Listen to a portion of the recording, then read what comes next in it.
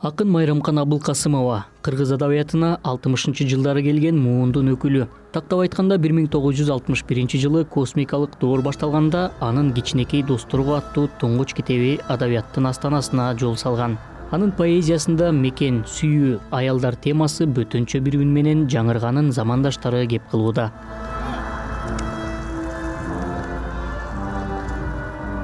Эженин ырлары актуалдуу ойдон калат. Жүдө күтсөң зайыпты, ошол элдин уулуна кой айыпты дейт.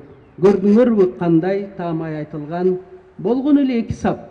Эскерүүгө келген айрым коомдук ишмерлер өз сөзүндө эки доордун оош кыйышын көргөн акын социализм заманында аз бирок саз китептерди чыгарганын, өзүнө жакын теманын аркыл өңүттөрүн иликтөөгө убакыт саатын жумшаганын эскеришти. Ал эми эгемендик доордо өлкөсү башынан кечирип жаткан оорчулуктарды жашырбай ортого салып, чыгармачылыгында чагылдыра билген калемгер экени тууралуу да көп сөздөр айтылды.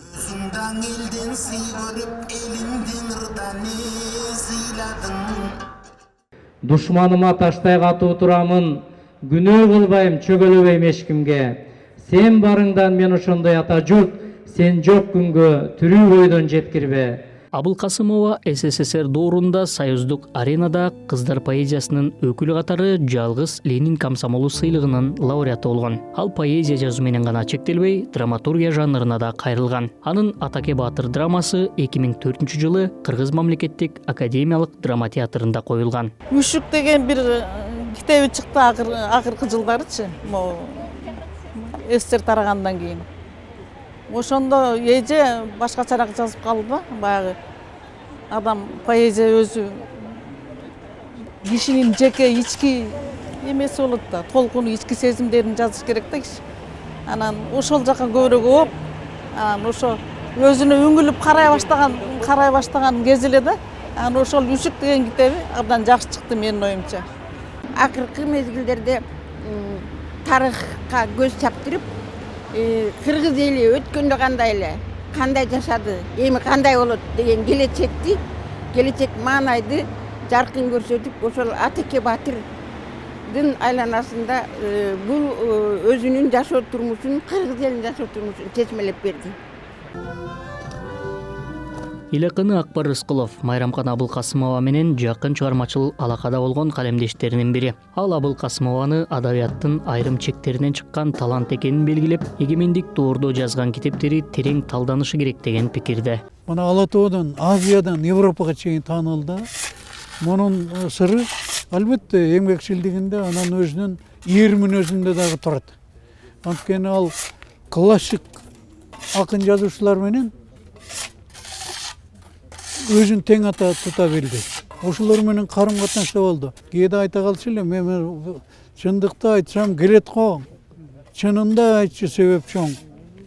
Майрамкан эже калышпайт. Распутин Сангибеловдон десем, жылмайып күлүп калчу да. Өздүү каштары бирденкелерди айтчу эле. Бул кыргыз кыздардын ичинде кыргыз адабиятындагы жазган чыгармалары эң бир артынан мыкты болуп, артынан көп кыргыз кыздарынын адабиятка шыктуу, чыгармачылык шыктуу кыздарды ээчте келгендигинде көп акын жазуучулар ушул эжебиздин чыгармаларын үндөш жазат бүгүнкү күндө. Ушул кишинин чыгармаларын азык алып, нары өркүндөтүп, өздөштүрүп кетип атат. Ал эми адабий багыттын, адабий мөңгүнүн башында эжебиздин чыгармалары турат бүгүнкү күндө. Майрамкан Абылкасымованын балалыгы согуш мезгилине туш келет. Ошол учурдагы жалпы элдин муңун жүрөгү менен кабылдап чоңойсо дагы, анын поэзиясынын маанайы ачык. Мындай пикирин филология илимдеринин доктору акын Аида Эгембердиева билдирди. Кыргыз адабиятын, анын ичинде ошо кыздар поэзиясын союздук аренага чыгарды.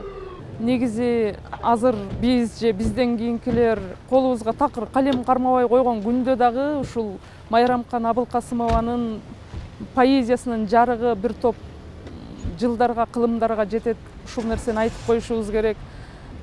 Бул дагы канча муунду ушул калтырган мурасы менен тарбиялайт, ошол нерсе бар. Майрамкан Абылкасымова 1936-жылы 7-ноябрда Чүй облусунун Кемин районундагы Кызыл Суу айылында туулган. Анын алгачкы ырлары 1952-жылдан тартып жарык көрө баштаган. Акындын ырлары орус, украин, казак, монгол, немец, поляк, француз тилдерине которулган. Абылкасымова кыргыз поэзиясына кошкон салымы үчүн ардак белгиси 3 даражадагы Манас ордендери менен сыйланган. Эске салсак, эл акыны 84 жаш курагында узакка созулган оорудан улам 16 октябрь күнү дүйнөдөн кайткан. Маркумду акыркы сапарга узатуу Улуттук гвардиянын ардак кароолунун катышуусу менен болуп, сөөгү аларча көрүстөнүнө коюлду.